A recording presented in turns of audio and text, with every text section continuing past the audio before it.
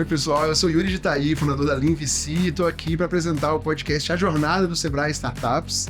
E estou hoje com a Karine Oliveira, da Wakanda Educação, e com a Adriane Coimbra, do Darwin Startups, para falar sobre startups de impacto, projetos de diversidade e oportunidade. Meninas, muito obrigado por terem vindo. Obrigada a você, obrigada pelo convite. Muito legal ter vocês aqui. Queria que vocês fizessem um pitch de 30 segundos, um minuto rapidinho, começando pela Karine, sobre o que vocês fazem no projeto de vocês. Então, e aí, divindades, tudo bem? Eu sou Karine Oliveira, tenho 30 anos. Então, a Wakanda, basicamente, é um Sebrae da quebrada. A única diferença pra gente pro Sebrae é que a gente literalmente pega todas as linguagens informais que vocês conhecem, mas ignoram, como o baianês, o pajubá, o carioquês, que são linguagens identitárias e regionalistas, e assumo isso como um idioma. Então, acredite, eu consigo traduzir qualquer coisa para linguagem informal. E uma coisa muito legal que a gente entendeu é, quando você fala na linguagem do ouvinte, nenhum assunto é não entendível.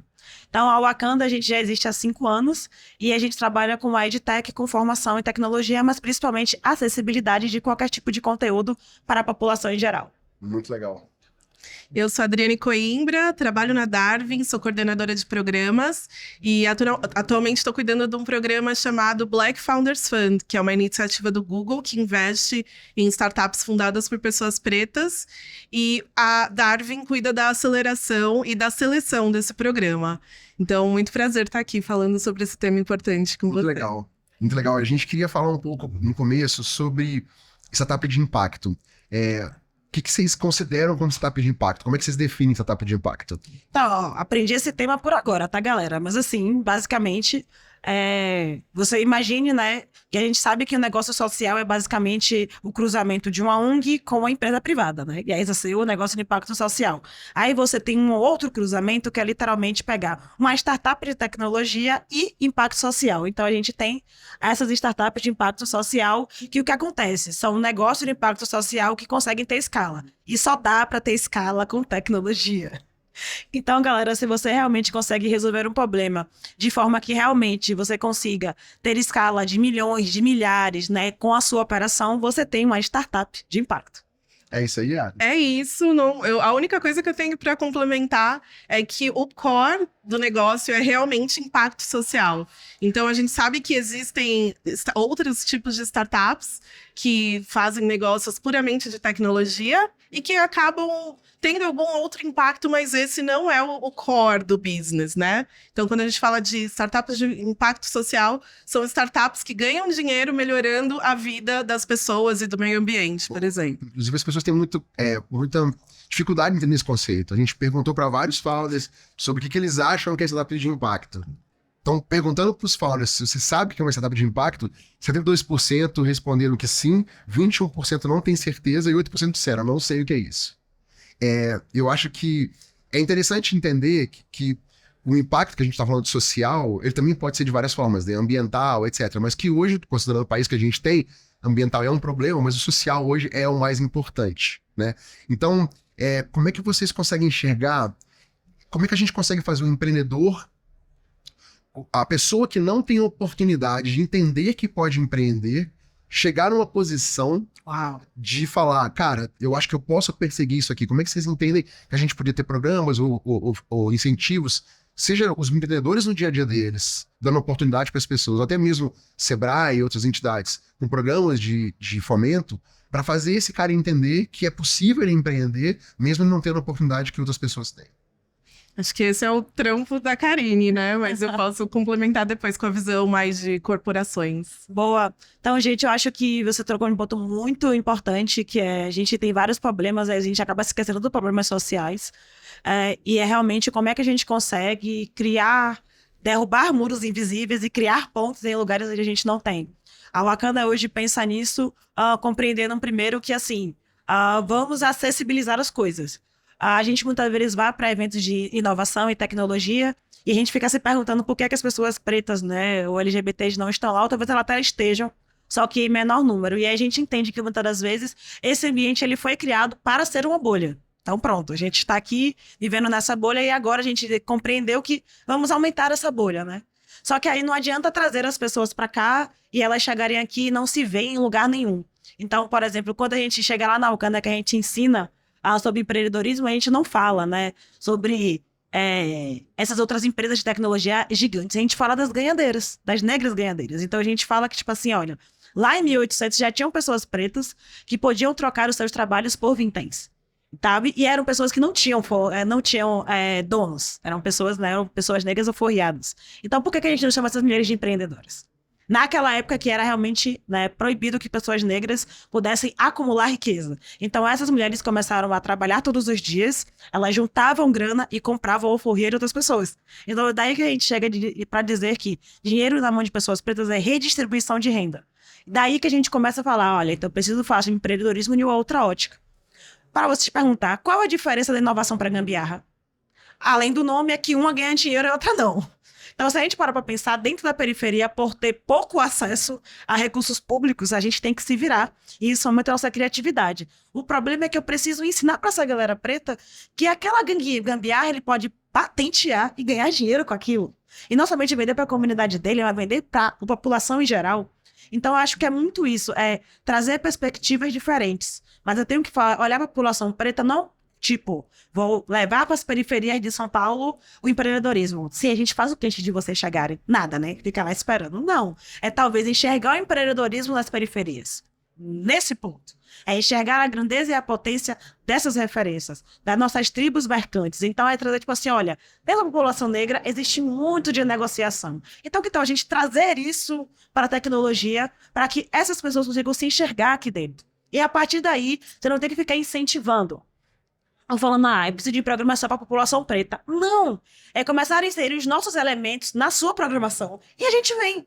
Fala, olha, vai ter tal pessoa, vai ter tal história, trouxe tal liderança preta. E aí eu falo assim, ao ver essas pessoas, eu consigo me enxergar lá. E não simplesmente pegar a mesma linguagem, com o mesmo corporativismo e dizer, pronto, agora é só para pessoas pretas. E não muda nada. A gente vai vir, assim, de pé decente e vai embora. Então eu acho que é a questão de você fazer um intercâmbio de culturas e principalmente validar, valorizar, potencializar uma cultura que já existe, principalmente em empreendedorismo. E outra que você está comentando uma coisa interessante é que eu sempre morei perto de comunidade, estava sempre muito próximo das pessoas, eram meus amigos, e apesar dessa convivência, você só morando lá dentro entende a efervescência de empreendedorismo que existe numa comunidade. Isso já existe lá, né? E talvez é o que você falou mesmo, a pessoa ultrapassar essa bolha, ela conseguir se levar aquilo para uma coisa mais à frente e perceber que ela pode. E exemplos, as referências são, você mesmo é uma ótima referência falando sobre o que você está falando agora, porque é possível fazer. É óbvio que todo mundo sabe que é possível fazer, mas ultrapassar a bolha talvez seja uma maior empecilho. Exato. E um jeito das corporações, das big techs, apoiarem isso é percebendo o problema que elas têm já internamente, que é o gap de pessoas na tecnologia. Então, se você olhar, hoje as grandes empresas estão disputando os mesmos talentos e enriquecendo os mesmos talentos. Então, faz parte do papel das grandes corporações desenvolver e formar novos talentos em tecnologia. Então, por que já não fazer isso começando pela periferia, por pessoas pretas e mulheres, inserindo essas pessoas no mercado de trabalho? E agora, hoje eu faço seleção para startups fundadas por pessoas pretas. Sempre quando a gente pergunta do background dessas pessoas pretas, como você chegou no empreendedorismo, elas falam, eu trabalhei numa big tech ou eu trabalhei numa startup anteriormente que tinha esse problema e eu quis sair para resolver o problema sob a minha ótica. Então, quando você emprega uma pessoa preta, você está dando a oportunidade até dela sonhar com coisas que ela nem conhecia. Então, a gente tem acelerado startups com muita inovação, com ideias diferentes do que tradicionalmente a gente vê e com muito mais resiliência, né? Uau. Porque você já nasce precisando enfrentar alguns desafios que acredito eu que outros tipos de empreendedores não enfrentam. Então, eles nunca vão desistir facilmente, né? São pessoas que venderam carro, venderam casa para ter o seu próprio negócio. Então, não é qualquer desafio que vai assustar esse empreendedor. Então, eu acho que vem daí a oportunidade que as grandes corporações têm de empregar pessoas diversas, mulheres, porque essa pessoa pode ser futuramente um grande CEO de uma startup. Então... E daí me permita complementar, Rainha, com o seu pensamento muito assertivo, porque assim... não dá para você falar de diversidade sem as pessoas estarem lá, entende? A diversidade, ela vem junto. Quer aprender a importância da Libras? Converse com a pessoa surda. Você vai receber a realidade na sua cara. E a realidade dela vem junto. Começa a colocar na sua equipe mulheres que são mães. E a realidade dela vai vir junto. Você vai ter que lidar com isso, entende? Então, trazer pessoas pretas para as corporações é estar preparado para a realidade que vem junto com aquela pessoa. Você não precisa estudar sobre aquilo. Você precisa abrir portas e aprender a criar estratégias para lidar com essa realidade. Isso que eu trouxe é muito importante. Um dos objetivos da Wakanda Nasceu foi para criar essa ponte, porque, imagine, eu venho para um evento de tecnologia e descubro pessoas que criaram uma parada e ela já cria pensando que é para o mundo inteiro. Às vezes é um problema que nem existe, mas ela já pensa que aquele problema é para o mundo inteiro. Aí eu fico pensando assim, muitas das vezes, eu vou dentro de um ônibus, tá ligado? E um rapaz lá criou um produto que ilustra chão sujo. O cara passava no chão do ônibus e ficava limpo. Imagine, ele criou aquilo na garagem de casa. Ele nem é químico, era. Olha o perigo disso. Mas ele nunca imaginou que ele poderia patentear, registrar e vender para o Brasil inteiro, porque nem se passa na cabeça dele que o Brasil inteiro poderia comprar aquele produto. Então é muito um intercâmbio, sabe? Tipo assim, imagine se sua empresa tivesse que abrir hoje, ela tivesse que ganhar dinheiro hoje. Hoje, agora. É uma realidade que startups não enfrentam. Já o empreendedor periférico, ele lida com isso muito bem, porque não tem outro jeito. Então, acaba que são empresas mais resilientes, então acabam usando muito da criatividade porque tem pouco ou nada. E aí já startups aprendem a viver na abundância e também isso é legal. Sabe? Tipo assim, uau, eu consigo trabalhar em equipe porque todo mundo que tá comigo tem tempo para me dar. Entende? Trabalhar com o social na periferia até rola, mas assim, você fica preocupado. Eu preciso dar um retorno para essas pessoas. Ela está dedicando um tempo da vida dela que não está gerando retorno para ela. Então, esse dinheiro para pagar contas de água, contas de luz, está vindo da onde? Se não da minha empresa. Então, você surge a necessidade porque o seu negócio ele vira insustentável.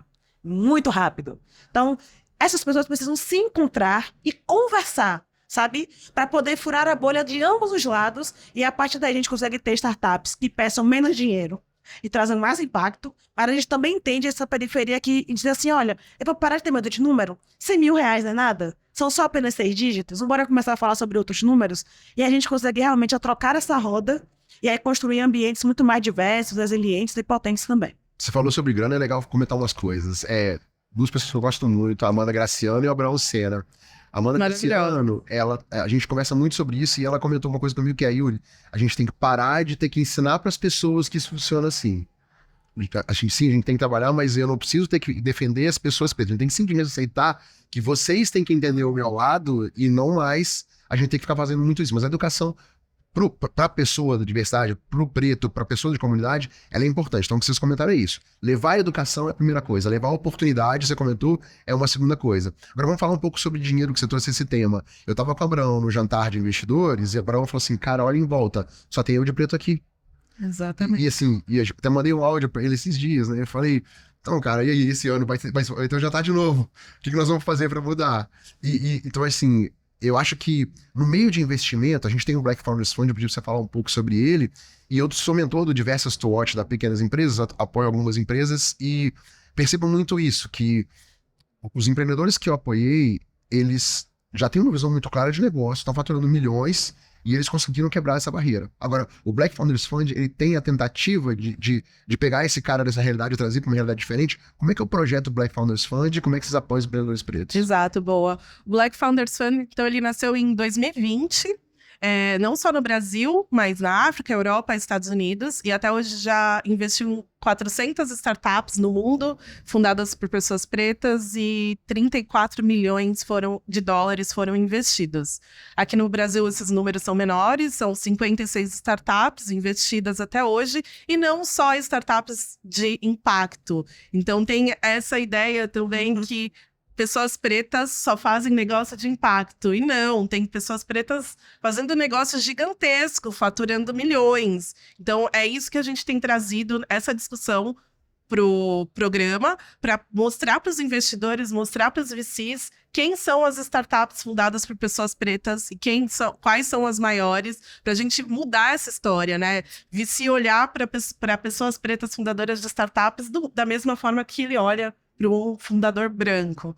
Então, o programa, além do investimento, que é o primeiro selo, o primeiro amigo, né? Que pessoas brancas normalmente têm um amigo que investe 100 mil lá na startup. Então, o Google é o primeiro amigo que coloca essa grana na startup para ajudá-lo a desbloquear os próximos cheques. E a ideia é também fazer conexões. Então, tem uma frase que fala que o problema do rico é só ter amigo rico. Então, como a gente faz para apresentar amigos diversos para esse amigo rico? Como a gente fura as bolhas? Ajuda ele furar essas bolhas. Então, a gente fez um Demo Day um dia, a gente levou alguns investidores para conhecer as startups, eles ficaram maravilhados com o nível das startups, acharam incríveis. Porque eu acredito que na cabeça deles, muitas vezes, eles não imaginavam que existiam startups daquele nível, fundadas por pessoas pretas. Então, a gente está tentando mudar essa visão. Então, além do programa de aceleração, investimento de grana mesmo, a gente faz muitas conexões com investidores para que o próximo cheque chegue e seja muito maior do que o Google aportou inicialmente. Então, as 3 palavras que a gente falou até agora são educação, oportunidade e conexão. Conexão. Conexão É o que eu ia dizer, assim, e envolve muita oportunidade, sabe? Eu falo para os meus empreendedores direto, a diferença de um empresário de sucesso para um empreendedor é rede de relacionamento. Ponto. E ponto. A gente vem do social, né? Então, se você não convive com as pessoas, vai ter que arrumar uma forma de chegar nessa pessoa. Não é nem isso, é sobre realmente você fazer redes, é você furar a bolha. Você precisa estar em outros ambientes e aprender a se relacionar com outras pessoas. E essa que é a máxima. Por exemplo, todo mundo me pergunta, né, depois de ter passado pelo Shark Tank Brasil, o que foi que aconteceu? Né? Então, o que a gente compreendeu lá, e agradecer muito a minha equipe por isso, que conseguiu me dar um apoio com relação a isso, foi: Karine precisa estar em outros ambientes. Então, eu saí da periferia, continuo morando de Vale da Federação, e aí eu pensei assim, velho, eu preciso sair dessa parada de edital, porque isso não vai me dar dinheiro, porque eu preciso de dinheiro que sobre, e não dinheiro que eu gaste todo. Então, eu fiquei pensando como falar com as grandes empresas. Aí você vai pro LinkedIn, tá, beleza, mas eu preciso estar presencialmente com as grandes empresas. Então, imagine como é que eu de lá de Salvador faço isso. Então, eu preciso furar a bolha de algum jeito. Então, através da mídia, as pessoas começaram a me conhecer. É lógico que as pessoas me chamaram para, poxa, como é a sua história? Como foi a sua infância tão sofrida de pessoa negra? Eu falei, Jesus. Enfim, e aí a gente falava, ó, minha infância foi maravilhosa, mas eu vim falar sobre outra coisa importante, olha. A minha empresa tem esse produto que é muito importante, o problema é que você tem. Você consegue conversar com o pessoal da ponta da sua empresa? Não, porque a sua linguagem não é acessível. E não adianta me dizer que você tem todo um bagulho aí de ser empresa de ASD que ninguém entende essa bagaça. Eu consigo traduzir. A pessoa, você consegue traduzir? Eu falei, consigo qualquer coisa. Então, estar naquele ambiente. Mas olha, eu consegui furar a bolha porque alguma pessoa branca falou assim, olha, deixa eu trazer ela para falar na minha empresa, que as pessoas vão se inspirar nela. Então, assim, é sobre utilizar as oportunidades que não eram tão previstas. Então, o que a gente precisa, como iniciativas como o Black Founder faz muito bem, né? E agradecer a Adri por esse trabalho, é literalmente botar a gente em locais estratégicos. Sabe, tipo assim, em São Paulo, é onde o dinheiro está porque as sedes das empresas estão lá. Então eu consigo conversar com uma pessoa que tem tinta na caneta para se engraçar com a minha ideia, porque não adianta, desculpa aqui, gente, o Orelha Seca lá, maravilhoso na equipe, gosta muito da minha ideia, ele não é chefe. E se ele não souber defender pro chefe, já vai dizer, que lindo, vou investir em outra coisa. Exato. Porque com essa pessoa eu tenho mais a proximidade. Então, a gente precisa trazer mais essas pessoas para esse evento e colocar em locais estratégicos. E aí envolve o trabalho muito que você faz, Deuso, que é literalmente conversar com a outra ponta, para tirar também esses estereótipos maravilhosos, né? Que tipo assim, a pessoa conversa com a gente e pergunta depois, Karine, sua empresa recebe investimento ou é uma ONG? É verdade, não, tudo bem. Não, é uma empresa. Ah, é uma empresa? Vocês têm produto? Depois de eu acabar de falar. Entende? Porque ainda não está no imaginário muito isso que a Adri trouxe, que toda empresa liderada por pessoa negra é uma empresa de impacto ou é uma ONG, ou seja, não tem produto. Então a gente já tem exemplos, tá? Não é falta de exemplo, mas é também conversar com a outra ponta sobre, olha, vocês têm um problema de produtividade, porque vocês não têm time diversos. Então trazer a diversidade é aumentar a grana. Então, quer fazer produto para a população preta? Contrate pessoas pretas para criar o produto.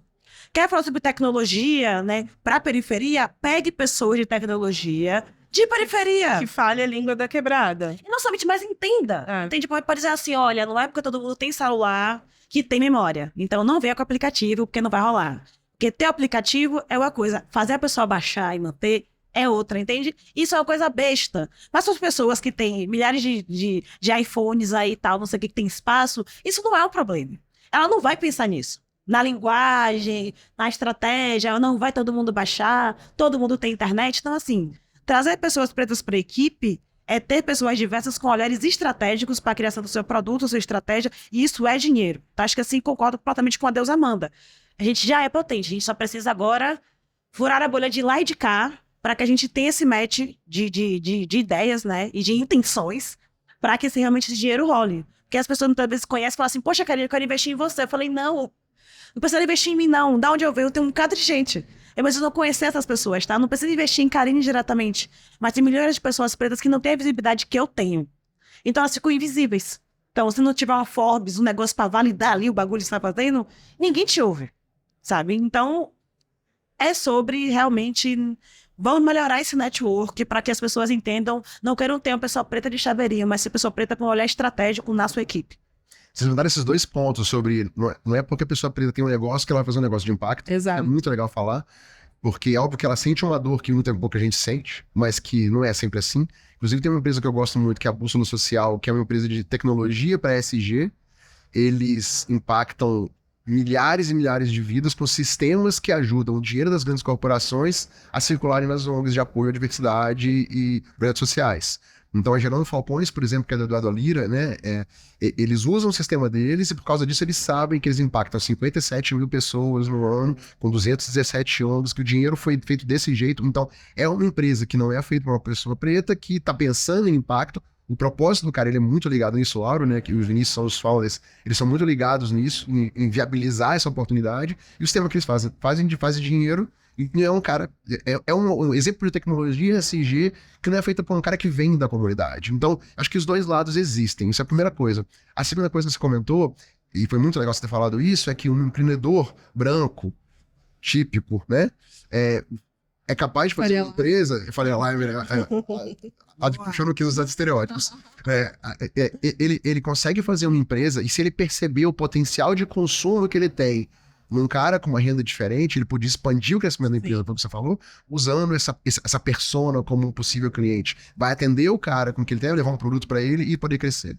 A última coisa que eu queria falar aqui, puxando o que você falou, é que então, além de educação, oportunidade, conexão, eu acho que é voz. Dar voz para essas pessoas. E eu acho que não é pedir demais, porque nós somos 54% da população. Então, de mulheres também, né? Então, complica mais ainda. E talvez não somos nós que temos que furar bolhas, né? A nossa bolha foi furada. Então, é o movimento contrário agora da gente também ter voz para poder reivindicar as coisas que nos pertencem. Massa. Além de ler de Jamila Ribeiro, que eu imagino que seja uma literatura meio básica para as pessoas entenderem essas coisas, né? Vocês têm algum livro que vocês queiram recomendar sobre essa direção, seja sobre diversidade ou sobre alguma coisa que vocês leram ou alguém que vocês gostam de seguir, que pode trazer conteúdo para as pessoas sobre isso? Eu li recentemente, não é um livro novo, mas eu li recentemente conversas que eu tive comigo mesmo do Nelson Mandela, que é a história dele de liberdade. Então, acho que faz muito sentido porque a gente também se vê numa posição de aprisionamento, muitas vezes. Então, como a gente se liberta de algumas coisas que não foram nos colocadas e pensa diferente, assim, para furar bolhas. Perfeito. Eu ia trazer o livro Oportunidades Invisíveis, de Paulo Rogério, que é de lá da Bahia, e que ele traz um olhar muito cirúrgico sobre estar em ambiente de tecnologia e é isso, sabe? As oportunidades que ninguém enxerga. Então, muitas vezes as pessoas que passam por lá que poderiam contribuir, que não são enxergadas, né? E também como você conseguir ser notado. E que a gente precisa. Não adianta eu estar aqui, estar em eventos estratégicos e não saber utilizar isso. Então, muitas das vezes, e logicamente não perder o propósito. Então, perceba que hoje a gente tem várias pessoas pretas em diversos lugares. E aí eu acho que sempre tem que ter esse compromisso enquanto comunidade. Como é que eu pego essa porta que abriram para mim? Porque para mim a oportunidade é isso. É uma porta que alguém abriu para você. Então, se eu preciso que mais pessoas brancas e outras pessoas estratégicas abram essa porta. Por abrir. Sabe? Tipo assim, olha, vão entrar pessoas incríveis a partir dali. E a gente entrando é sobre como é que eu mantenho. Como é que eu perceba que isso que eu consegui, outras pessoas consigam. Então, como é que esse patrocínio, esse recurso, esse edital, ele vá para outras pessoas, sabe? Então, é muito de um compromisso que a gente tem ao acessar esses ambientes. Porque, assim, muitas vezes é extremamente corruptível, Sabe, isso acontece muito em grandes metrópoles, principalmente como São Paulo. Tipo assim, você consegue ganhar uma oportunidade, você não larga ela nem com nada. Entende? Mas assim... Esquece de puxar os outros. Exato. Então, se eu não consigo dividir, entendeu? Do que adianta estar lá? Do que adianta a favela vencer com uma pessoa lá em cima? Então, eu acho que fica também esse compromisso desses Paredes Invisíveis de como a gente cria a estratégia para apoiar pessoas que você não conhece. Não precisa ser seu amigo para você poder apoiar. Não necessariamente, sabe? Muitas vezes questionar nessa roda de investimentos olha, se todo mundo aqui convidar uma outra pessoa preta, já resolve. Aí a pessoa diz, mas eu não conheço ninguém. Que comecem os jogos. Vão aí pra vida, vão começar a conhecer e tragam essas pessoas porque elas existem, sabe? Então esse livro de Paulo Rogério para mim foi muito importante para poder ler e para poder me posicionar enquanto empresária. As pessoas, né, ainda chamam a Karine de empreendedora, mas hoje dentro da minha empresa tem 30 pessoas, então eu sou empresária. E aí isso muda muita coisa, sabe? Da minha responsabilidade não somente com a equipe, mas com meus empreendedores em gerais. E isso muda também as suas metas financeiras. Então, sabe? Você começar, poxa, eu quero ganhar 5 milhões, 10 milhões, porque eu quero melhorar a vida de todo mundo, eu quero contratar mais gente, eu quero que essa pandemia chegue em outras pessoas. Então, tipo assim, eu quero ganhar mais para impactar mais.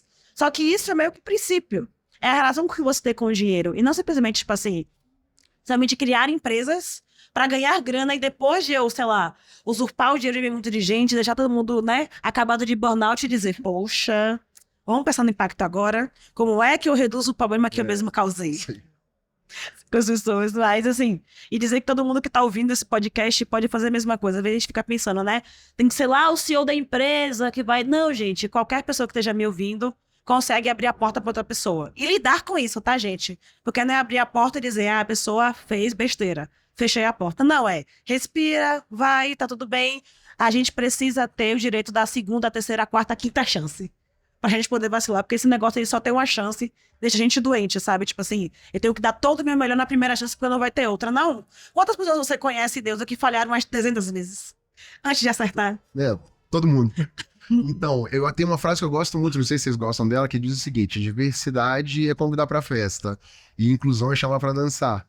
E eu acho que é mais ou menos isso, se aproximar e não ficar só nessa de, que vocês conhecem alguém, interage, aproxima, apoiar o Black Farmers Funds com a mentoria, apoiar o Diversas to Watch com a mentoria, algum empreendedor que você conheça. Então acho que isso é bem legal deixar como recado final.